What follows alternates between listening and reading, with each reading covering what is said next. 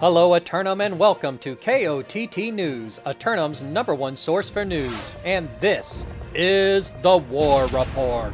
No change in the dynamic of Eternum this weekend as the great houses of the island enjoy the final days of the Festival of the Campfire. KOTT would like to thank all its subscribers for participating in various events held this weekend. Turning to the weather, and once again the sun will shine on throughout the day, keeping corruption at bay.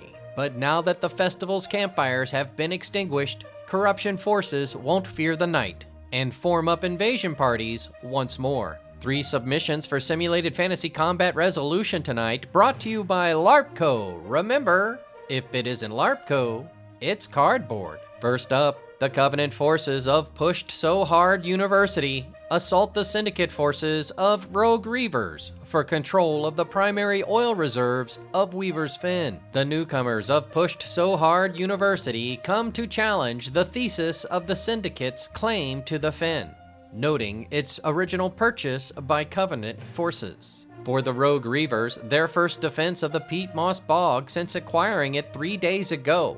They may have been rushed overnight, but they're prepared for the fight. Then, the Marauders of CB4 assail the Covenant forces of Royal Bums for control of the barely controllable Restless Shore. Gusto and the boys take the tour on the road and head east to the beaches of the Restless Shore. But will all that salt water muck up their gear? The Royal Bums have been repairing the damage caused by their capture of the keep last week.